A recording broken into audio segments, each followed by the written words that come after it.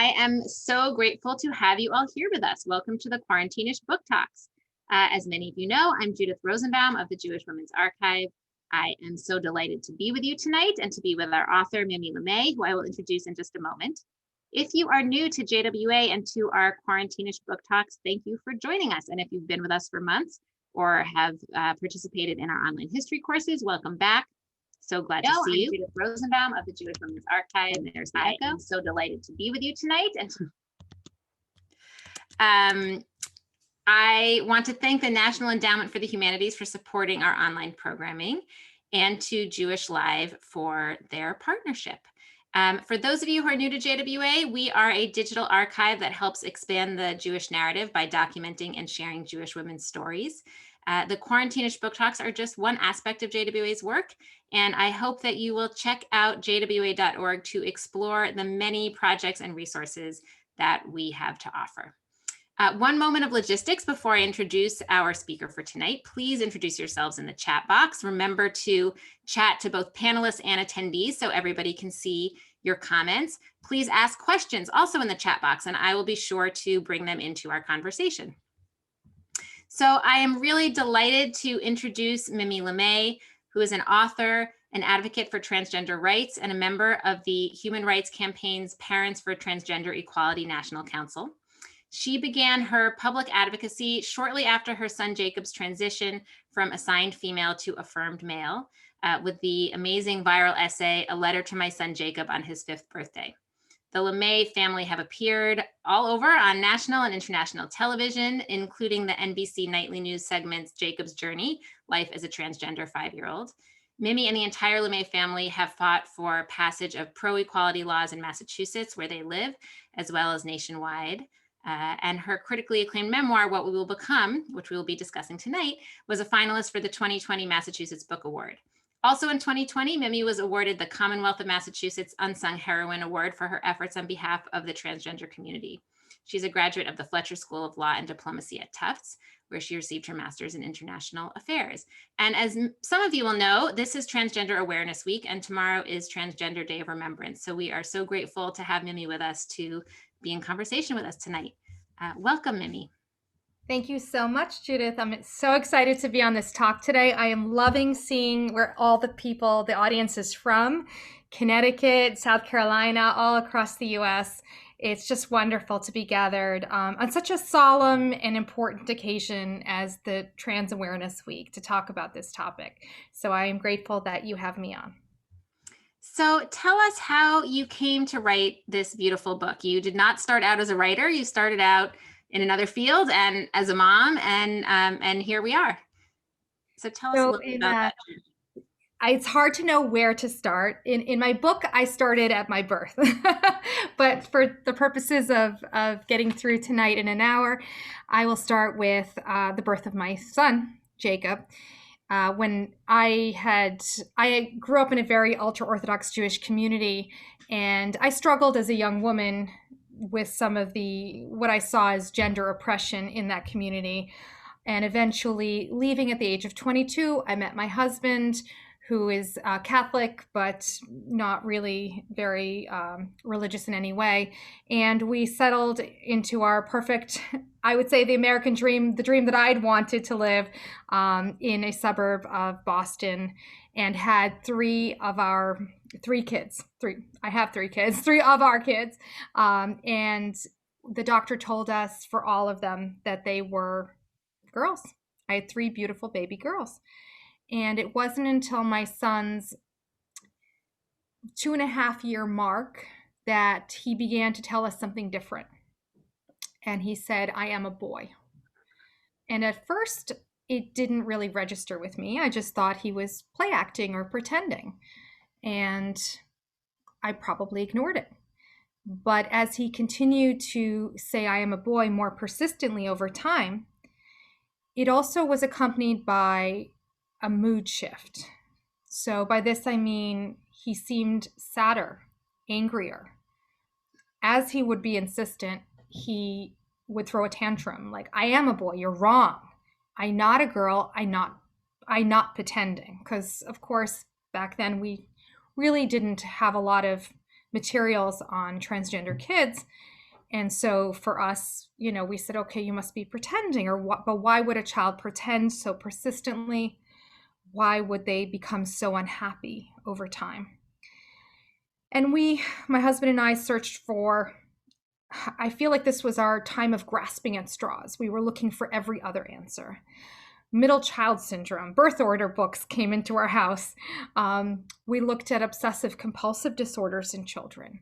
This child is obsessed, but my child wasn't particularly neat or didn't have repetitive behaviors. And so that was ruled out. We thought perhaps that our child, as they became more withdrawn and refused to look people in the eye, we said maybe this is something on the spectrum, the autism spectrum. But again, that really didn't fit. As the moods shifted and he was able to look us in the eye and emote and have that deep connection. It's just that as time went on, we began to lose that more frequently. And when he got to about the age of 3.5, we threw up our hands and we began to look for other answers, such as maybe he really truly does believe that he is. And this isn't just a pretense or something, an aspirational wish that he wants to be a boy. Perhaps, at least to him, he is a boy. And that brought us into the realm of the word transgender, which growing up in an ultra-Orthodox Jewish community, I had absolutely no understanding of. And there was no acceptance in my community of even gay and lesbian people, not to mention transgender. So it was a steep learning curve. But one thing that still puzzled us is that our son was quite young at this time, about 3.5. And we reached out through a therapist friend who helped us connect us to the gender education and management services at Boston Children's Hospital, where they said at this point in 2014, it was, we don't see kids as young as Jacob, but we can keep track of him if you find a therapist that we recommend. And so we went to the therapist, and the therapist said, well, we don't have a lot of data on very young kids at this point, but if he's not in terrible distress, try to just mollify him with maybe a slightly shorter haircut, or, at home you'll use a name that he wants to be called. So for him, it was a merry-go-round of names, Jackson, Max, every day a different name. But try to at least shy away from a social transition on the outside world until you absolutely have to. And this was actually a protocol that was in place at the time called watchful waiting. Just wait and see. The younger a child is, it was assumed, the less likely their gender identity was formed. That protocol soon changed as more data came in, and as one of the first long-term studies of transgender children came in, social psychologists did studies using associative testing, which showed that transgender children are just as firm in their awareness of who they are in terms of gender as their not transgender or cisgender peers. And that was the first piece of hard data that the medical community and the parent community had. But we arrived at the decision to allow Jacob to transition on the cusp of that data. It had not yet been revealed. In fact, it would be revealed at a conference in Philadelphia the week of our transition. And so we were unable to get hold of our therapist because she was there at the time. But we made the decision as parents that we could see that even though our child seemed somewhat pacified by some of the Band-Aids that we had put on this issue, allowing him to have a shorter haircut, using different names at home. But the fact that he was living one life at preschool of being, and the pseudonym I use in the book is M. That's not actually his real name, but Jacob and I chose that together. M at preschool, she, her, hers at preschool, and at home to be allowed to be, or at least put on the cloak of being a boy, was creating a fractured identity for our child. One place where they felt more whole, one place where they did not. And the deepest sadness that I could see in him, and that sense of withdrawal, even though it was a little mitigated, it wasn't where we wanted him to be as parents who genuinely wanted to look out for our child's best interest and his mental well-being. And knowing what we did about some of the statistics about transgender adults and suicide rates, which are astronomical in this community because they are not accepted and because they meet with harassment and disenfranchisement and in all walks of life, in all areas of life, we realized that we didn't want our son to go down this road even one more year. And so giving Jacob the choice to transition, he said to us, I want to be a boy always, a boy named Jacob.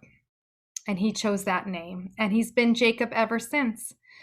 And he thrived within a week of the transition. And by transition, I mean he had the name he wanted everywhere, at home, at school, at the supermarket, on the playground. He was Jacob. And we introduced him with he, him, his pronouns. And he was seen and acknowledged as a boy.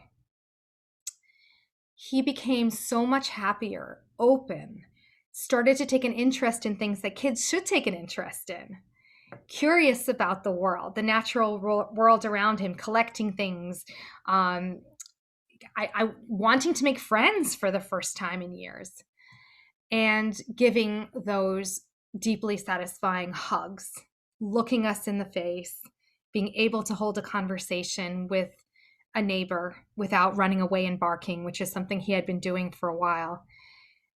The transformation was nothing short of miraculous.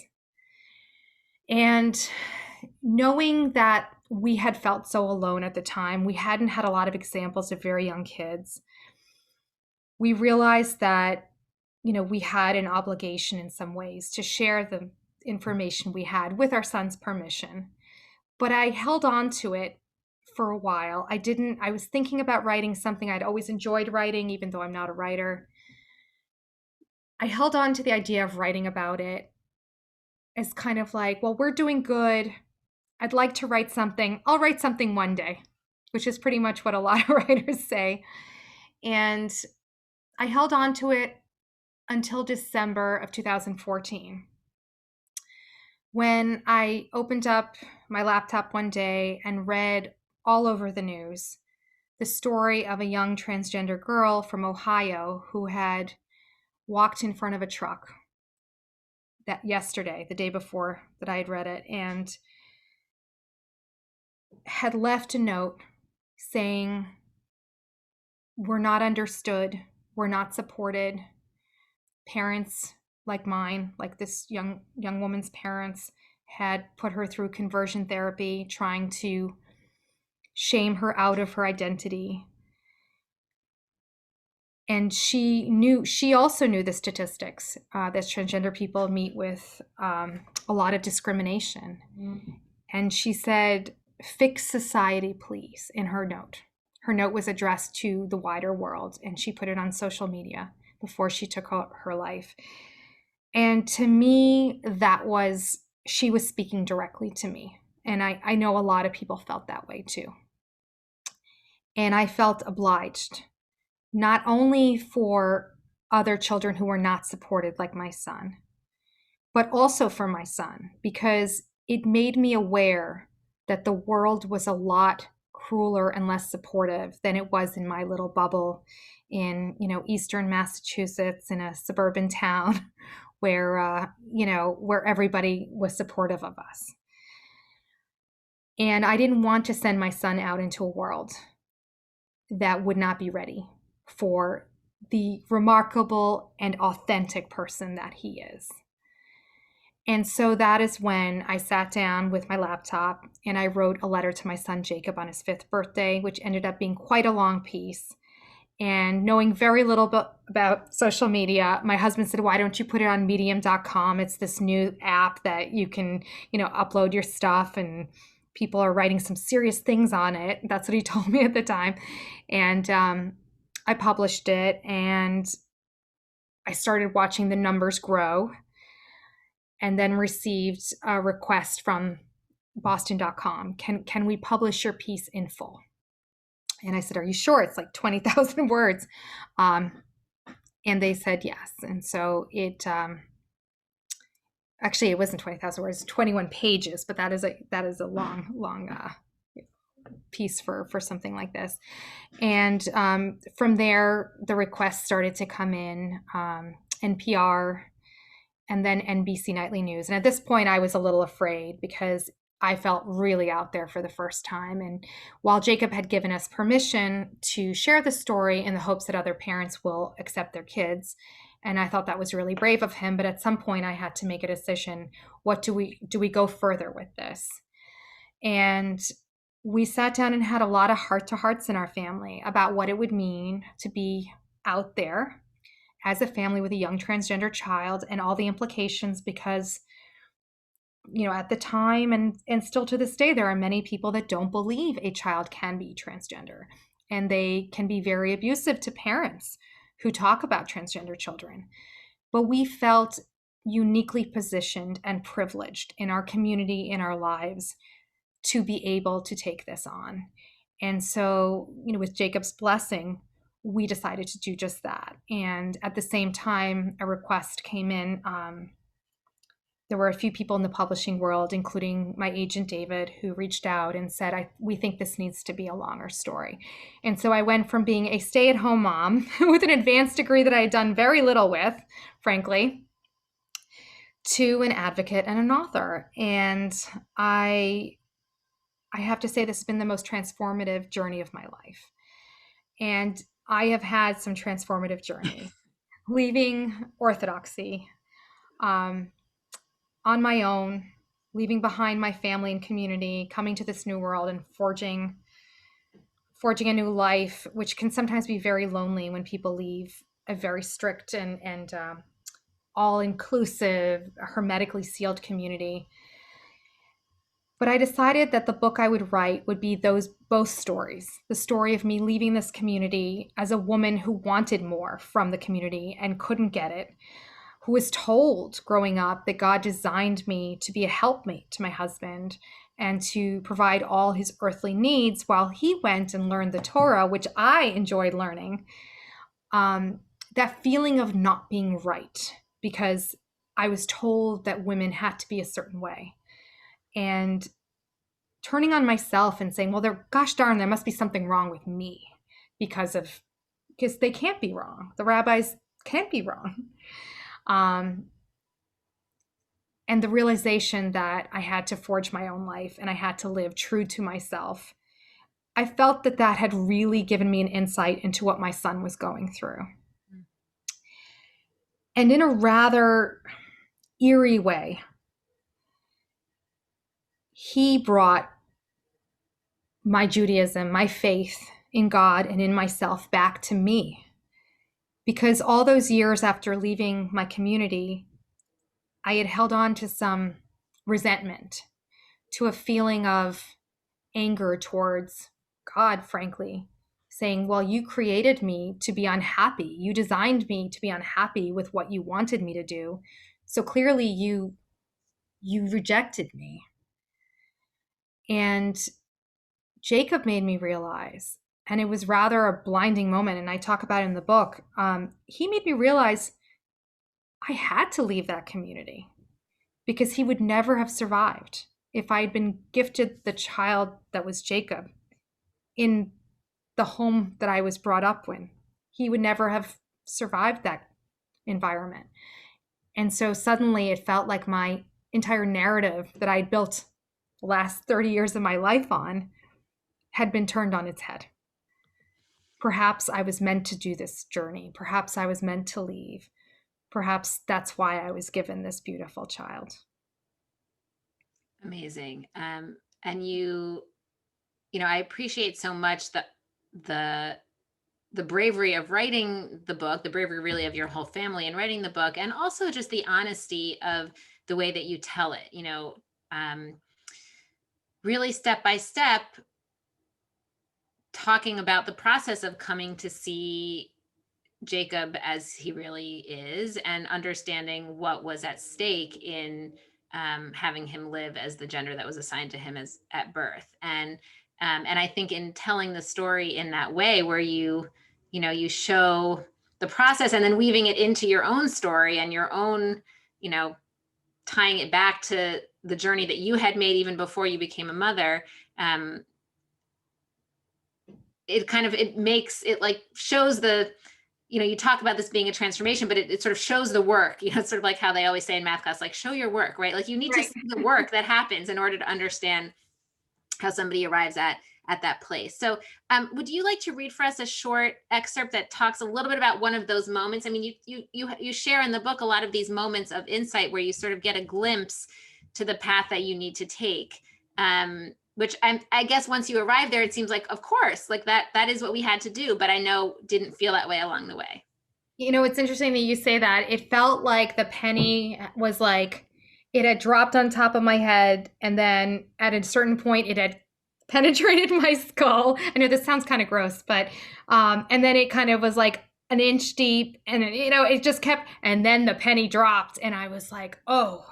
But this was one of those small moments that just awakened this, what if? What if we don't follow the protocols? What if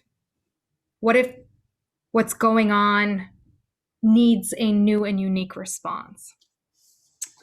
So, from chapter 28 that I titled Prince Charming, a visit we made to Disney shortly before Jacob's transition,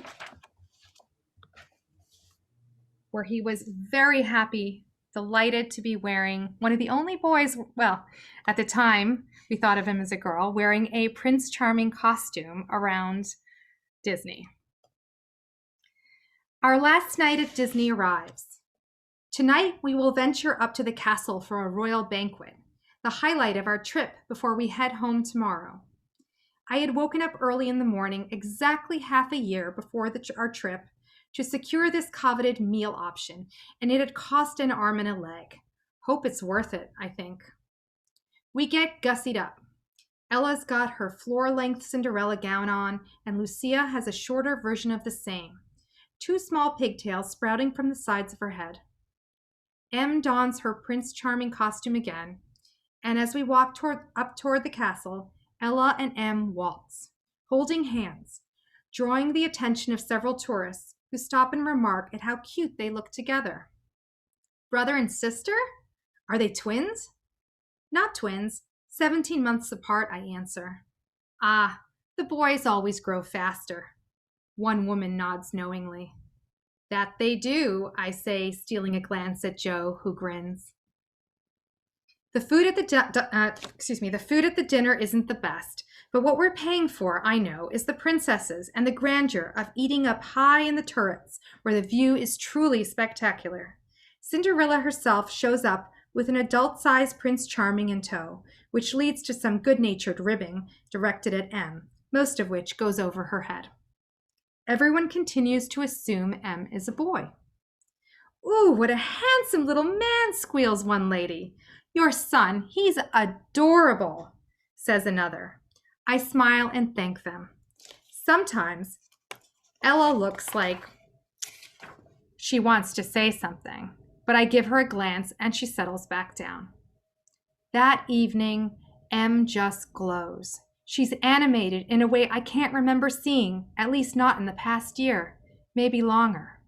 She's been given a plastic sword as a favor that she's jousting at her dad with, and her sisters are twirling around with new fairy godmother wands, turning everyone at our table into a pumpkin. After dessert, it's time for us to head back to our cabin. We check under the table for toys, binkies, any and all paraphernalia. Ella announces she has to go to the bathroom again, so Grammy takes her back down the long, winding staircase, and Joe heads down with Lucia. I turn to call Em, and observe her standing by one of the turret's tall latticed windows, gazing down at the early evening strollers in the castle square. The look on her face is dreamy and distracted. Although I'm supposed to be corralling her, I drop my bag and dig out my camera instead. What an iconic photo, I think. A prince surveying his kingdom from the castle tower. Come. I gently place a hand on one epaulette. Time to go. And just like that, the spell is broken. The next morning, we wake up all business. We pack our pajamas and toiletries, check and recheck our tickets, last-minute stuff. We take the shuttle to the monorail, to another shuttle to the airport, to yet another monorail, to a plane, and one more plane, and suddenly we are on our doorstep, having had our fill of adventure, back in the land of obligation, school days, dance lessons, and cold spring mornings where we have to rush, rush, rush. The magic has ended, though perhaps a glass slipper's worth remains. Just an idea, a whisper of a hint of a suggestion that Joe and I discuss late in the evenings after the kids have gone to bed and early in the morning before they wake up. What if? Thank you. There's another piece in the book that where you kind of come to terms with Jacob's choice of his new name. And there's a dream associated. Dreams play a big role in this, and I was very fascinated by that. But it actually is a piece of the story that actually relates to this week's Torah portion, actually, I realized. No kidding. Yeah, so yes. I tell us a little bit about that story. You find some comfort and resolution basically through this week's Torah portion about the story of Isaac and Jacob and Esau. Oh, that's beautiful. You know what? I hadn't paid attention about the week's Torah portion. So, you know, growing up in a very ultra-Orthodox community, going to one of the most rigorous, well-respected seminaries in Europe. I went to the Gateshead Seminary in England. I had a lot of internal struggles during that time. And I remember a few times that I'd been very taken by a story about a sage who, when he was faced with an insurmountable problem, he had looked in the Torah. He had taken the book and had asked God to give him an answer. And in the story of the sage, I believe he had put the text under his pillow and he had come up with the answer that way. And there was even a term for it in our understanding of Jewish history. It was called the Goral HaGra. The Gra was a famous sage who lived in Eastern Europe. And God had answered the sage through the book. God had somehow indicated the passage that would help him solve his conundrum, his problem. And there had been a few times in my life that I had tried that and gotten some pretty remarkable results. But now I was a secular woman, and I had not spoken to God really in a heartfelt way, and only in some moments of great joy or sorrow, as I write in the book, for many years. And there was this tenuous relationship that I had with my faith. But when Jacob chose Jacob, I got cold feet. Because to me, Jacob was that red-blooded, all-male name. It wasn't one of the unisex names. It wasn't Morgan or Mackenzie or Aiden. But he had been so brave to tell us that this is who we wanted to be. And we had told him, we believe you. And so this moment of this inflection point had come. He had given us the name. And I said, there's no wiggle room to that name. We can't back off that name. So I began to hint to him that, well, I do love Jacob, but there are other names that I'd prefer. And he wasn't very happy. Perhaps he had realized that I was uncertain about supporting him in this way. And I was uncertain because I wanted to be that supportive mom. And I didn't know what to do. And so my Catholic mother-in-law, of all people, told me to turn to God and ask for an answer. Perhaps it would come in my sleep. And I don't want to go through the entirety of the dream I had, but I had the oddest dream that night. And I was reminded of a dream that I had in my seminary years, which was perhaps 20 years before that. And looking for some confirmation that I had this dream, and being a very meticulous recorder of dreams, I have dream diaries. I have a bunch of them right behind me, actually, on the bookshelves, not the empty bookshelf, the other side. I went up to the attic where I knew my diaries were to find some confirmation that there was some similarity in this dream. And when I was there, I had this moment of, well, you know what? It can't hurt. I'm going to ask for a sign. I'm going to ask God for a sign. And how am I going to do it? I'm going to do it the way I did it before. I'm going to take the Torah, the book. I had a little Torah that was, kind of as fat as it was, wide. And I'm going to close my eyes and I'm going to flip through those pages. And there must have been hundreds and hundreds of pages. And I'm going to point my finger, and that, if God wants to tell me what to do, whether I should fully support my son in this absolute male name he's chosen, or whether I need to back down, and back down with all those implications of backing down, perhaps to withdraw some of my support, perhaps to slow down, perhaps to reverse some parts of the transition, then let him tell me now. And I closed my eyes, I flipped through the book several times, and I put my finger on the passage and on the piece where Jacob has come to Isaac, his father, who is blind, in lieu of his brother Esav, pretending to be Esav, in order to have the birthright that he knows that his mother said that you must have. And Isaac says to Jacob, because he just sent Esau out to hunt for game so that they could have a sacrifice and the blessing, the birthright of the first son could be given. He just sent him out to the fields, and suddenly his son is returned.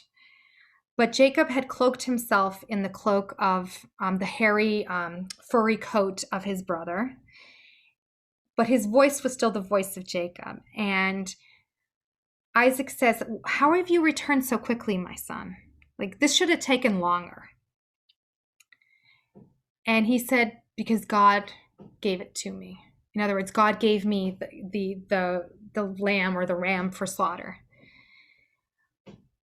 And then we launch into the passages about the eyes, like the skin is of Jacob, the feeling is of Jacob, but the voice, the skin is, the feeling is of my older son Esau, but the voice is the voice of Jacob. And this is a story essentially about somebody hiding in the skin of somebody else, and a father who is blind, who can't see the true nature of his son, that he's the one who needs and deserves the birthright. And a son who says, but God has put this in my way. And why is he, you could look at that line and say, just like I asked God, is this too quick? Has my son come to me too quickly? Have I done something wrong in accepting him too quickly?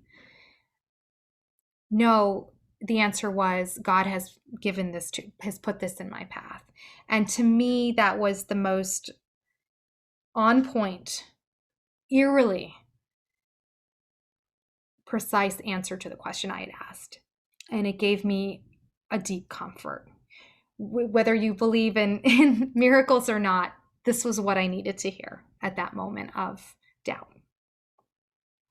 And I think it's such a beautiful, illustration of what you talked about earlier, that Jacob in some way made sense of your own relationship with God or religious struggle, and kind of gave you some peace there. And you talk about, actually in the book, you talk about the whole book, about the whole, journey with Jacob as being this journey of faith. And even as you're also telling the story of leaving your own faith behind, although obviously you didn't fully leave it behind in certain ways. You're sort of still like Jacob, actually, the biblical Jacob, you're wrestling with God even as you're angry at God in some ways. Yes. I thought that was really interesting to see. And we have some questions from our audience about sort of what is your relationship now with your Orthodox heritage and family, and sort of how do you relate to that in your life these days?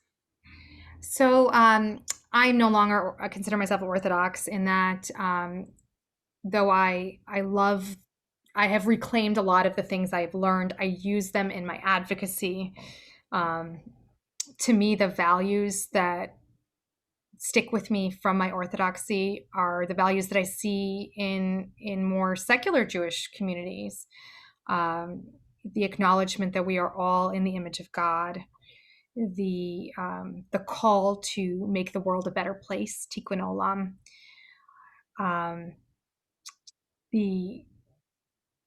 the abjuration to not stand on the blood of your brother, to not stand by the side as somebody is in pain and suffering. All these things are an important part of my advocacy. I consider myself strongly Jewish in the way that I am rebuilding for myself. And I do not, observe Sabbath, Shabbat, or Kashrut, but we do all the major holidays at home with a discussion at our table about how we can apply the values and the stories and the learning to our modern lives to make the world better. We all know that slavery exists in many forms today. And so I will talk to my children about the slavery of addiction and how difficult it is for people to recover from that and how they need help. Or this enslavement of racism, where people are oppressed because of their race and kept not only slavery of the actual slavery of many years ago in this country, but systemic racism as a kind of slavery, and it's a kind of keeping people in chains. And so I find that there is so much richness in our faith, in our background. I am no longer a fundamentalist in that I do not look at the texts and say, this is exactly what I must do and I can't deviate right and left. But my religion means so much to me. And I hope that as my kids grow up and I have more time on my hands, that I will go back and do the learning that I really, really wanted to do when I was younger.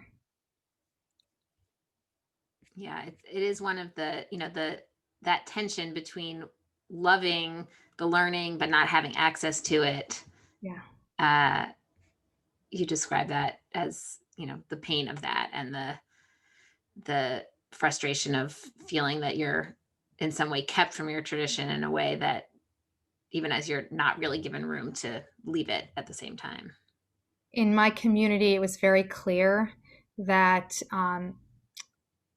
or at least this is the way it felt like to me growing up, that access to God, like communing with the divine, happened through the texts and the study of texts. Not only the texts, but also the Gemara and the Meforshim and all the exegesis and the commentaries throughout the ages. And that was also where earthly power in my community lay. The people who had learned the most learned, were the most influential in deciding things for the community. And both those things were cut off for me. And I didn't want to have an auxiliary role which was assigned to me. And it was very painful, as you described. Yeah. We have some questions also, just to get back to your, to your family. What was it like for Jacob's siblings what was the transition like for Jacob's siblings? Because as you talk about it, it's a whole family decision and a whole family process. And for them, it was also, they may not have been part of the decision-making process for every piece of the way, but it certainly has an impact on their relationships as well. Yeah, it was the most difficult for Jacob's older sibling. I apologize, my throat's getting a little dry. It's that time of year with the heating. Jacob's older sibling really struggled in the beginning because they were very close, And Ella, which, by the way, I didn't know whether I should talk about it, but I have to respect Ella's pronouns are they, them, theirs at this point. Ella is gone through puberty and is a lovely young person who has realized that neither male nor female is the right choice for them. So they struggled to accept that they had what they thought was a loss of a sister. And probably in our small family unit, it took them the longest to use Jacob's name and pronouns. But I think also they had borne the brunt, and when you read the book, you can see that too, of Jacob's unhappiness because they were the closest. And so Ella saw all the tantrums and all the deep unhappiness that her brother was going through. And so when she saw him come to life, and the same goes for my ultra-Orthodox Jewish mother, the proof is in the pudding. And Jacob was a happy, engaged child after the transition and a much more fun sibling to be with. But for a very long time, Ella was very protective of him. And they were almost too close, I would say, in that they had absorbed a lot of his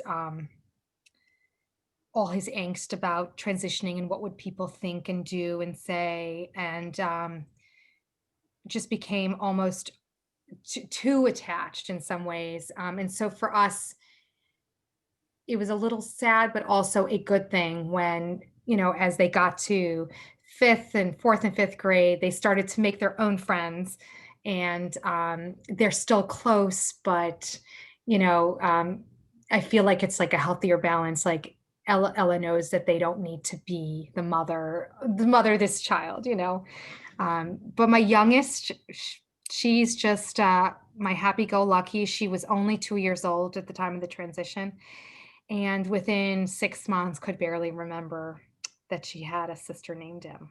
So he's very supportive. It's amazing. I mean, I think also like we forget that kids are very adaptable. That the reality that we present to them is the reality that they accept, and it's actually, I think, much harder often for adults to wrap their minds around things that are unfamiliar.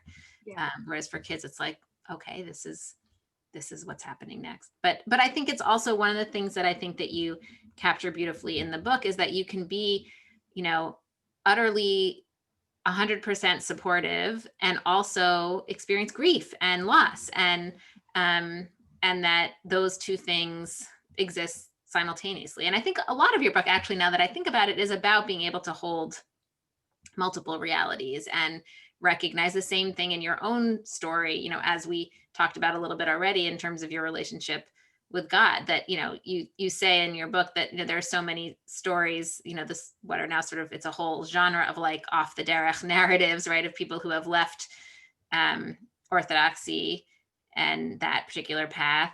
And often there's like a story of like loss of faith. And you say, well, I didn't really have that loss of faith, but I knew that I needed to live in a different way to be my full self. And being able to hold those two things, that you could leave that behind and also hold on to certain pieces of your love of it, or that you could fully support Jacob and also mourn the loss of the person that you thought was your daughter. That's so much of what is real, I think, about your story and what's possible to learn from. Thank you. Yeah, it's a hard decision to make, to talk about the grief, because I know that sometimes for transgender adults that I deeply care about, hearing about the parents' grief can hurt, because when you say you grieve someone, you're talking about loss, and the truth is that I didn't lose anything. I gained a child who was whole and healthy and living the way they were meant to live. But I felt that, for people to understand that a parent doesn't lightly make this decision to transition a child, that there, at the end of the day, we know that there will be a measure of loss. We know intellectually too that we haven't really lost our child. Um, but this is the process. And, if I can't be honest about it, then how can I move people to advocate for transgender youth? So I felt I had to be lay it all out on the table. Right. Well, and maybe that's a good transition to talk about some of your activism. And I also love that this is a story of, there's so many stories in our archive, I will say, that are about women who are activists in different ways. And I love to see all the different ways that they come to that activism. And sometimes we talk about people like learning from their parents and kind of inheriting that mantle. But I love the story of learning from your kid also, and like being activated by your kid and by their story and feeling like, okay, well, this has inspired me to take on a whole new piece of work and of life. So what has that been like to kind of become this activist led by your little kid? In parts, absolutely mind-boggling and remarkable, in parts incredibly uncomfortable. I'm an introvert by nature, and I found it very difficult to stand up and speak about these experiences. I also tend to want to share positive things and not talk about grief and not talk about um, fear. And fear is something that you inherit very quickly when you have a transgender child, not because there's something wrong with your child. Being transgender is not an illness in any way, shape, or form. It is a beautiful variation on a human experience of gender. But unfortunately, even this year, we've seen the highest rate of violence against transgender people, especially transgender women of color in this country and abroad. And we have also had the highest number of bills proposed in the US in different states to curtail the rights of transgender people. And there's a very ugly discussion going on in a very public level about whether transgender people should be allowed and validated to be who they are in our society, or whether they should be relegated to the dark, to the shadows, back in the closet. And so becoming an advocate in one way or another is pretty much what you inherit when you realize your kid is transgender. And this advocacy can be talking to your local school board, or just talking to your relatives and supporting your kid in that way and saying, listen, my kid knows who they are, and here's a good article to read, or the American Medical Association supports affirming transgender children. Did you know that? And so most of the parents I meet on this journey who support their kids have become in some way or another advocates. For us, the journey was quick. It became quickly a public one, with the essay, with a letter to my son Jacob, with the book, with the appearances. And I'm really honored to be part of that. But what it comes down to is we've had to fight for rights even here in Massachusetts, in the liberal, what people perceive as the liberal land of Massachusetts. We've had to fight for a public accommodations law that would not allow businesses to discriminate against my son. And it took 3 or 4 attempts over a decade to get this law passed. And of course, we came in at the tail end of that. And we even had to fight to get it to keep the law, because a conservative group came and collected enough signatures in 2018 to put it on the ballot to strip our son of his rights here in Massachusetts. And so, realizing you have a transgender kid, realizing that there are others out there who are suffering, advocacy is a part of being a mama bear. And I know that there are a lot of mama bears listening right now, mama bears for all kinds of reasons. And we are one of the most powerful forces on earth, us mama bears, whether your kid is neurodiverse or has a disability and needs to find more acceptance in their environment. I would like to see the intersectionality. I'd like to see other parents who are fighting for their kids for different reasons come aboard and fight for this too. And I will gladly, and I do gladly join you in your struggle as well. Thank you. That is a really important reminder for all of us. And I agree that there is no power like the power of Mama Bear, who is determined. So, the book ends basically soon after Jacob's transition when he's 5, and now he's 10. How is he doing, and how has your journey continued? I mean, we've heard a little bit about it in terms of the advocacy work that you've been doing, but catch us up a little bit. He's doing really well. I would say he's just your average 10-year-old, except I feel like he is more than that. Or maybe that's just me. I'm the mother. I'm the Jewish mother. Let me talk to you about my child. He's an old soul. He is sensitive, a wonderful friend to others. He loves animals. And so we have a pug and a hedgehog that is his, and he takes care of this hedgehog. God bless him. Cleans my God, my daughter's going to be so jealous. She is desperate for a hedgehog. So these things are poop machines, and he has They're a not really wheel. domesticatable, I thought. Well, to an extent they are. I mean, he can hold him. He's a little prickly. He loves Jacob. He is adorable little thing, really adorable. But he runs around every night on a wheel. I can hear it when I walk up the stairs. It's like sound all night. And in the morning, that wheel is covered with poop. I guess TMI, but Jacob takes care of him. He's awesome. He's thoughtful. He's just doing great. He's a normal kid. He has his ups and downs. He has great friends. He loves the theater. So he's been in a couple of plays recently. And last year he did hockey in our town.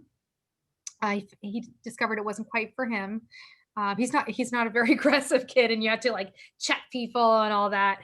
My son is a hockey player, so I'm very familiar. Oh yeah. And it's very time consuming. So if you're not in love with it, you can't do it. Lots of early morning ice time, though I have to admit my husband does most of that part of it. That was the way it was with us. I said, oh well, I'll take Ella to soccer. You do that stuff.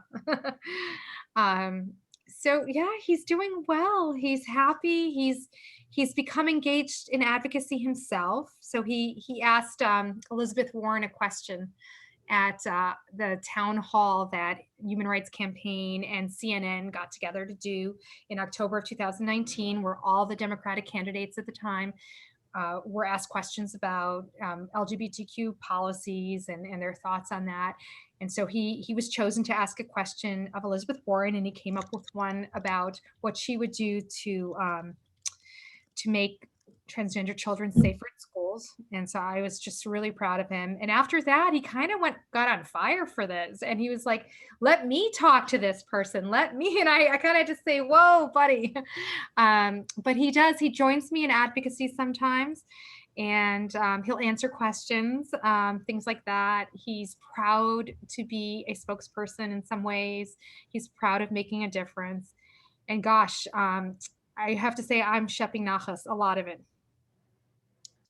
That's wonderful. That is amazing. I guess the last question I'll ask is just, how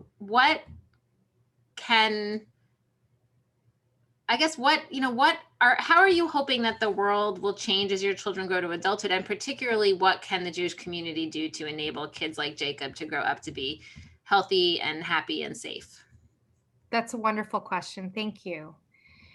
I think the Jewish community, like I spoke earlier about the values that are important to the Jewish community, make them uniquely suited to take on the task of making the world more equitable for trans people. And it starts in our communities, in our synagogues, in the appreciation of the diversity in the LGBTQ community, the appreciation that gender is on a spectrum, the inclusive materials and discussions like we're having now to have people come and talk to the community, to stand up when there's a proposal. I mean, people on this call are from all over the country, and some of you are in states where there's either been proposed or have passed bills that are harmful to transgender people, like in Idaho, or there are bills on the docket that could be helpful equality measures.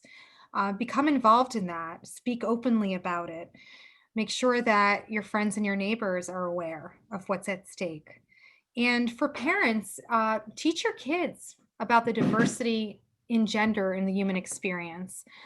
Just like when you talk to your kids about racism or about religious diversity and appreciating people from other cultures, speak to them about transgender kids or gender non-binary kids, and make sure that they realize that it is normal to be different in this way. And they will go to school and they will direct the next generation. They will grow up and create an even more equal world. I have a lot of faith. I'm a glass half full person, or almost all full person. I know things are changing no matter the setbacks we've had the last couple of years. And I think a lot of it is going to come from this new generation of kids who really, if things are left to them, to nature, they probably wouldn't even have a second thought about people like my son. I think sometimes when they overhear things from parents or from the news, they can form more hostile opinions. But honestly, I think this is a generation that's going to really take on the mantle of creating equality for all groups of people. And so it's important that we educate them in that way. Thank you. Yeah, we are so inspired by the leadership of young people. At JWA, we're really lucky to work with teens through our Rising Voices Fellowship, and we've had some amazing LGBTQ leaders there who, just make clear that another future is coming, and it is very heartening to see that.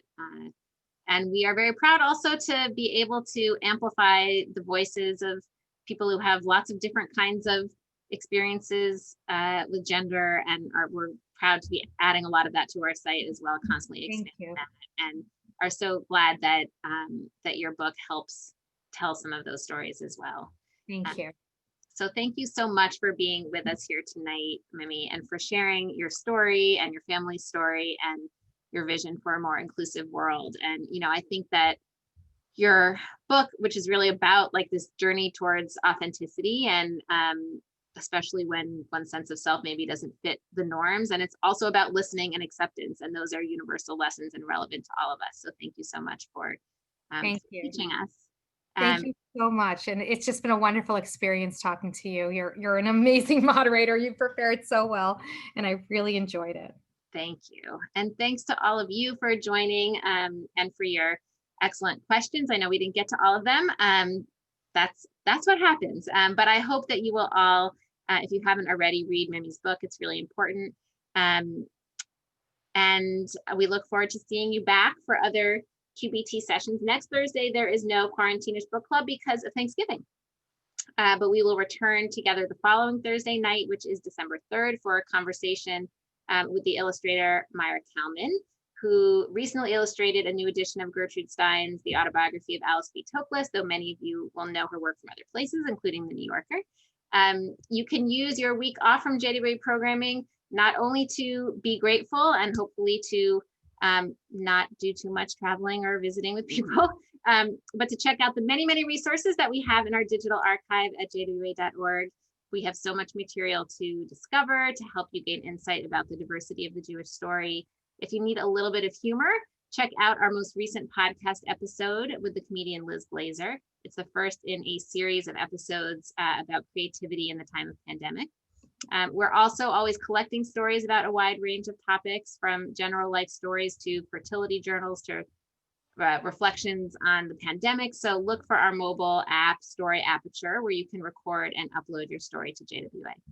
And until next time, be safe, be well, everybody, and have a good night.